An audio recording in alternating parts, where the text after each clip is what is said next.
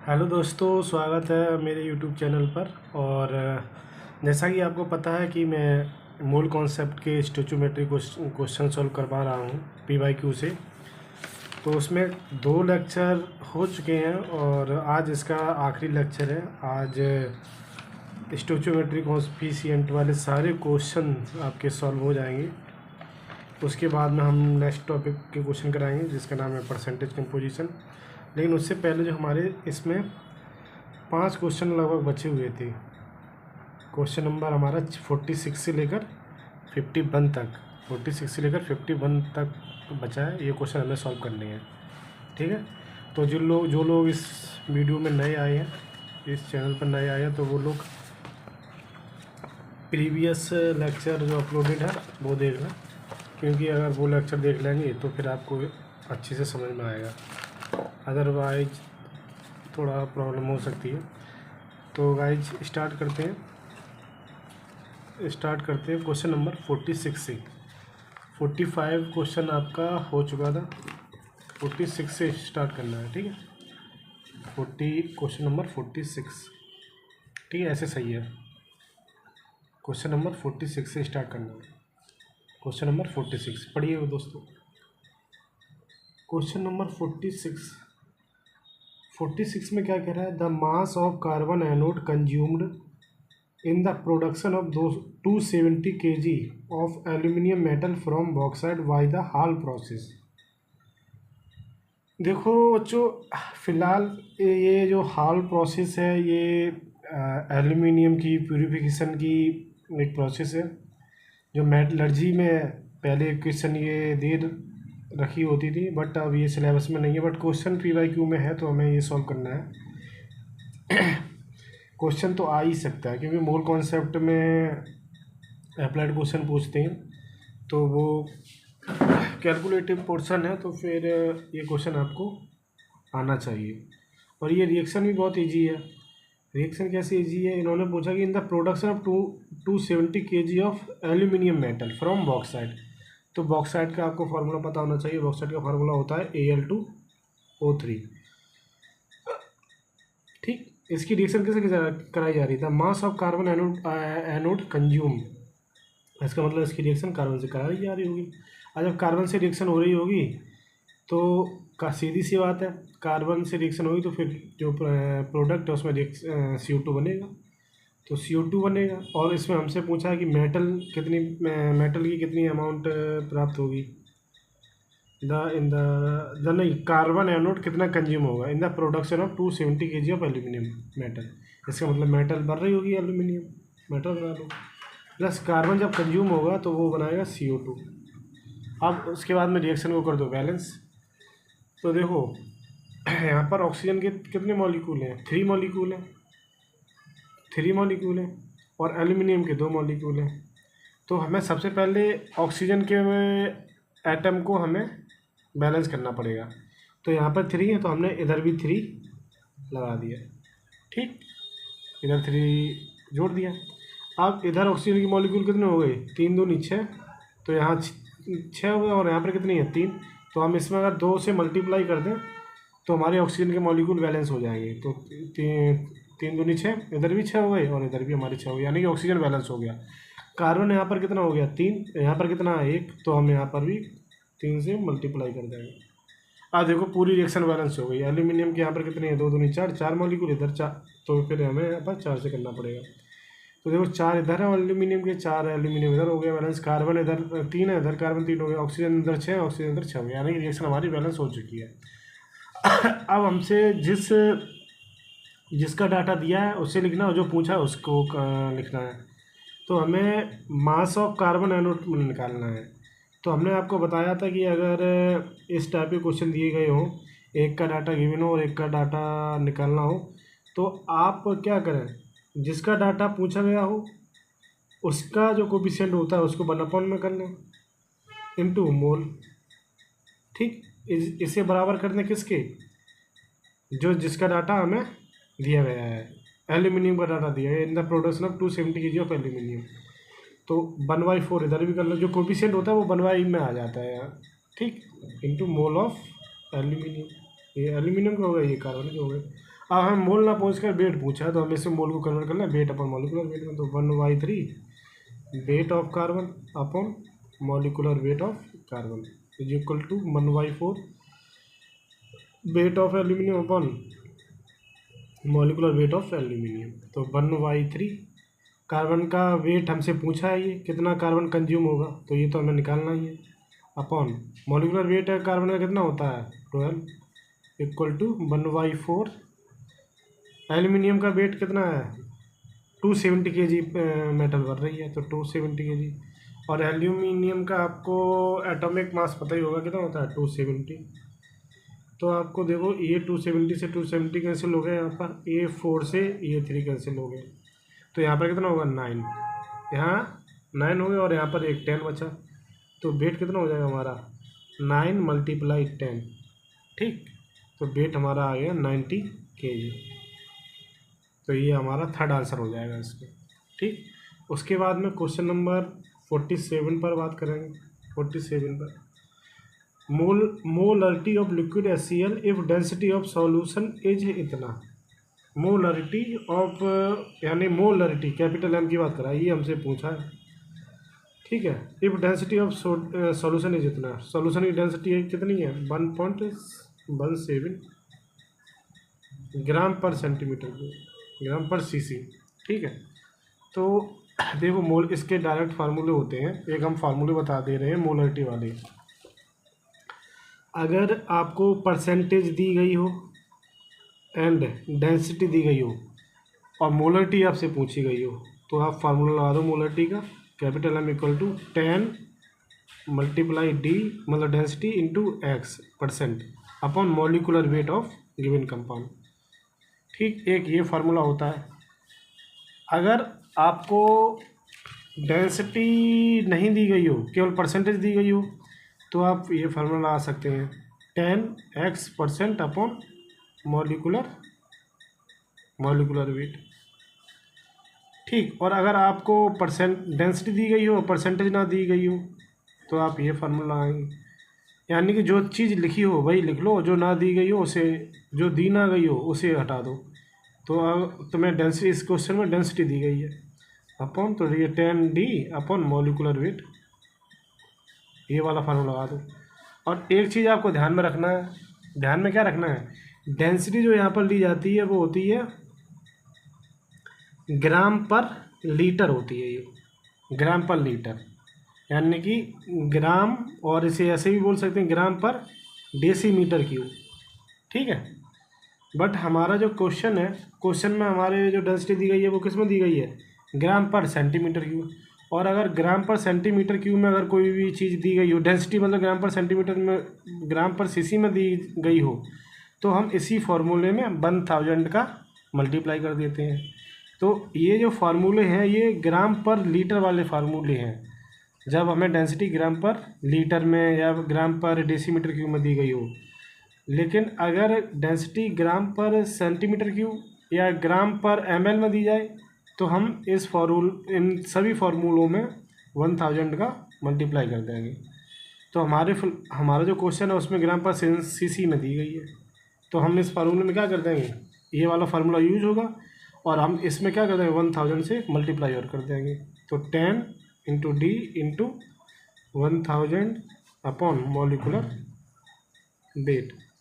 तो 10 और डेंसिटी कितनी दी गई है 1.17 मल्टीप्लाई 1000 अपॉन मॉलिक्यूलर वेट। अब कौन सा कंपाउंड है, लिक्विड HCl दिया, यानी HCl का मॉलिक्यूलर वेट। तो HCl का मॉलिक्यूलर वेट आपको याद होना चाहिए, अब निकालना आना चाहिए। HCl है, HCl में ये क्लोरीन का होता है 35.5, हाइड्रोजन का 1 होता है, तो ये आपका 36.5 आ जाएगा, ठीक है। अब जब आपको इसको आप इसे सॉल्व करेंगे तो ये 0.22 डिजिट के बाद में, तो यहाँ से आप 2 ही हटा दीजिए। तो जब आप इसे कैलकुलेट करेंगे तो आएगा 1170036.5, तो इसे 36 ही लिख लूँगा अप्रॉक्सीमेट। अब जब आप इसे सॉल्व करेंगे तो आपका ये आएगा लगभग 32.05, इसे आप सॉल्व कर लेना। अब कैलकुलेशन है, अब कैलकुलेशन आपको आनी चाहिए, ठीक है। या फिर क्वेश्चन नंबर ये देखो 48 क्या कह रहा है, volume of CO2 obtained by the complete decomposition of 9.85 gram of BaCO3। तो इसे कैसे सॉल्व करेंगे इस क्वेश्चन में, the volume of CO2 obtained by complete decomposition of 9.85 gram of BaCO3। तो BaCO3 की आपको रिएक्शन लिख लो पहले। BaCO3 जब ये डिकम्पोज होगा तो बनेगा CaO प्लस CO2, ठीक है। तो जब ये वो रिएक्शन डिकम्पोज होगा, बेरियम कार्बोनेट BaO बनेगा, बेरियम ऑक्साइड बनेगा, CO2 बनेगी। अब हमें कितने ग्राम दिया है इसका, BaCO3 दिया है 9.85 ग्राम। अब पूछा क्या है, वॉल्यूम ऑफ CO2 पूछा, यानी कि इसका वॉल्यूम हमसे पूछा है। तो हमने आपको अभी क्वेश्चन सॉल्व कराया, जो डाटा दिया गया हो और जो पूछा हो उसका कंपेरिजन करना।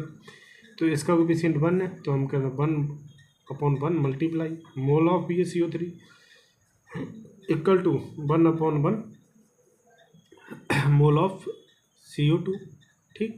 अब हमें ये ग्राम में दिया, मतलब वेट, मोल ना देकर वेट दिया है, तो हम मोल को वेट में कन्वर्ट कर लें। तो 1/1 तो वेट अपॉन मॉलिकुलर वेट 1/1, और ये मोल वॉल्यूम के टर्म में मोल क्या होता है, B/Bm, मतलब Bm ये होता है स्टैंडर्ड टेम्परेचर एंड प्रेशर पर वॉल्यूम की वैल्यू। तो ये वैल्यू निकल कर आती है 22.4 होती है, सीधे पुट कराएंगे यहाँ पर।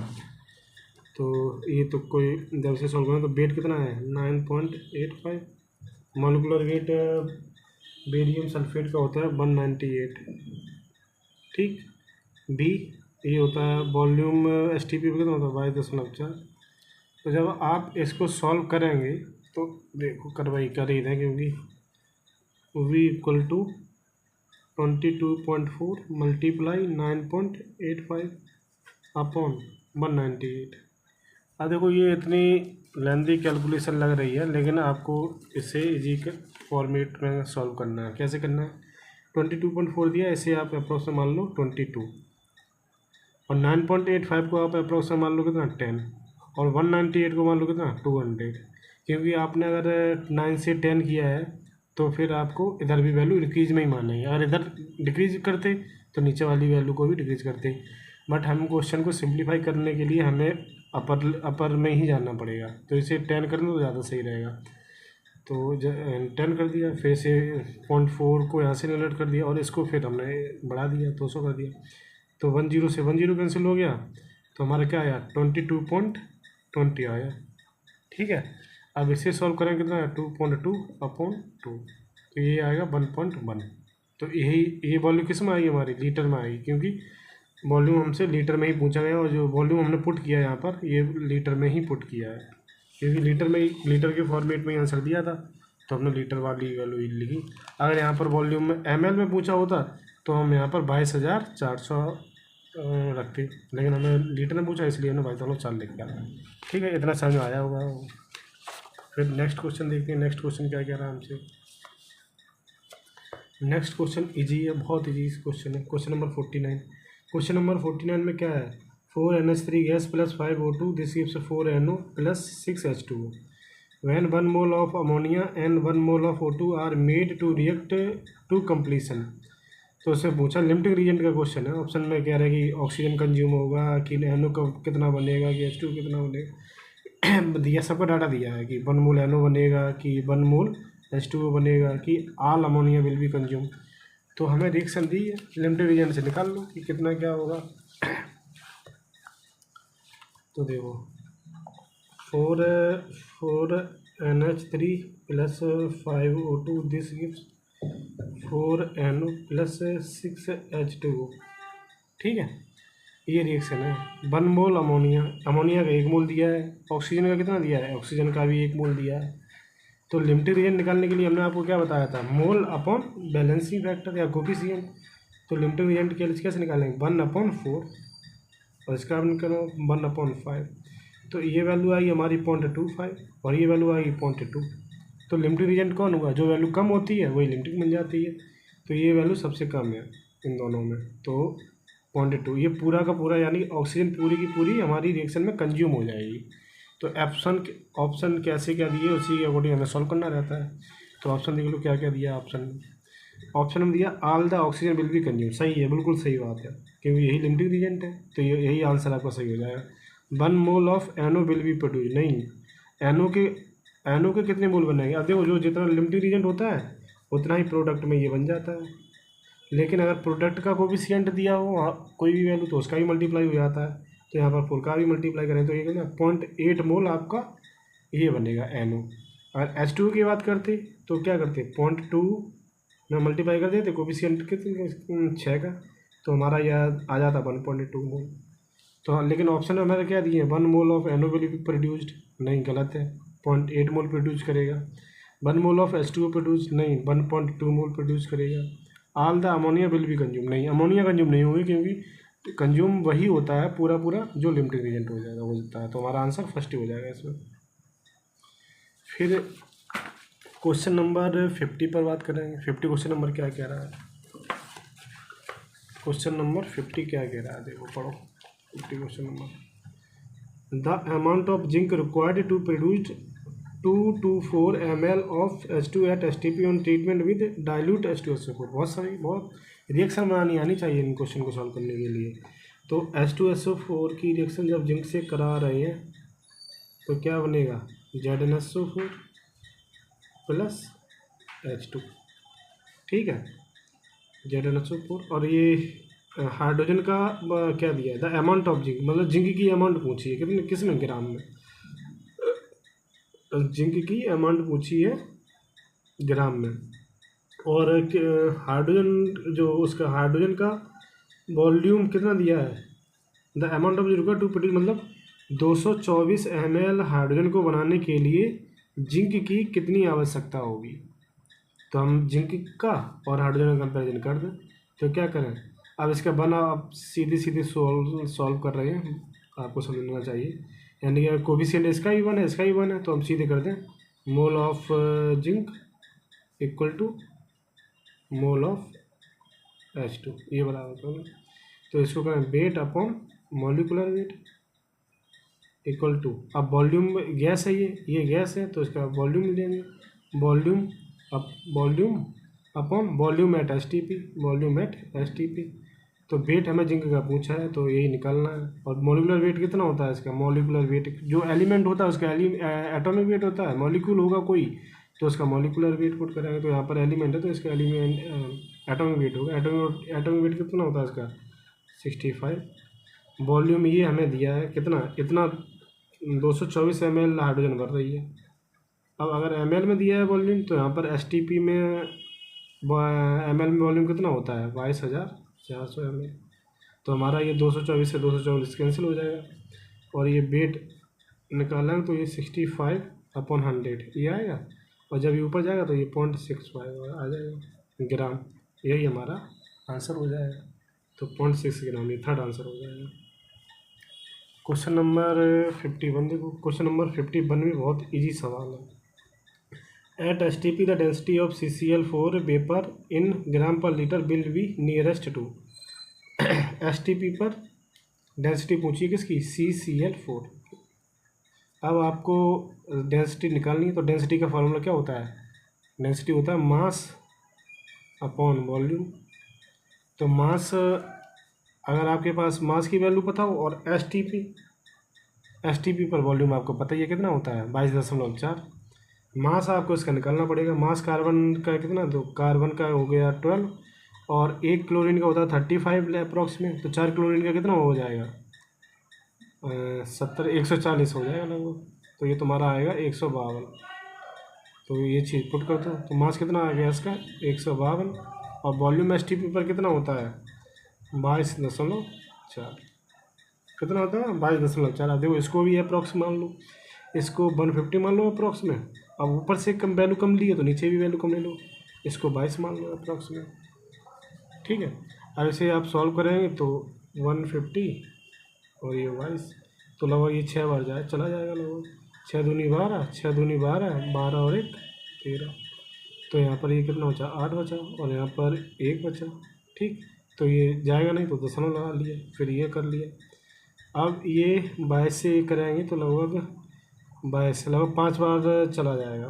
कितने बार चला जाएगा? 5 बार। तो 5 बार जब जाएगा तो इसे जाने देंगे। और जाने देंगे, कैसे जाने देंगे? ऐसे ऐसे ही थोड़ी जाने देंगे। 5 बार क्यों, ज़्यादा बार चला जाएगा। तो ये लगभग 8 बार जाएगा, क्योंकि 22 से 80 करके देख लो, 8 दूनी 16 और 8 दूनी 16, 16 और 1 17, तो 172 लगभग 8 बार चला जाएगा। तो यही हमारा आंसर हो जाएगा 6.8। देखो क्या क्या ऑप्शन में दिए हैं, 6.8 वो 6.87। तो ऑप्शन तो ऐसे ही, एक ही पहली डिजिट से ही ऑप्शन एलिमिनेट हो जाते सारे। तो हमारा ये फर्स्ट आंसर हो जाएगा ऐसे। उम्मीद करते हैं समझ आया होगा। मिलते हैं नेक्स्ट वीडियो में। अब नेक्स्ट वीडियो में हम लोग पढ़ेंगे परसेंटेज कंपोजिशन पर। फिर क्योंकि अभी हमने जो टफ टॉपिक थे वो उठाए थे, अब टफ से इजी में जाएंगे, तो अब आपको ये जो क्वेश्चन है, ये क्वेश्चन बहुत इजी लगेंगे ये।